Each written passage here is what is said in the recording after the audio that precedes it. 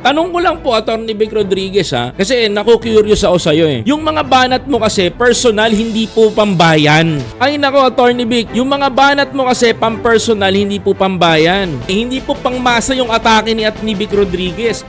Personal matter yung atake mo. Papalitan mo ng papalitan. Bakit? Kahit ba magpalit-palit ba tayo? Ulitin ko ulit, sasabihin sa inyo to. Kahit ba magpalit ba tayo ng presidente, Atty. Vic, sa tingin mo ba? Atty. Vic, gaganda ba ang Pilipinas? Uusad ba ng maayos? O sige, nagpalit tayo ng presidente, sabihin na natin, kaya ba ni Sara Duterte? Uulitin ko ulit. Kung si Sara Duterte ang iupo niyong presidente, kung ngayon pa lang nagnanakaw na, credible ba maging presidente?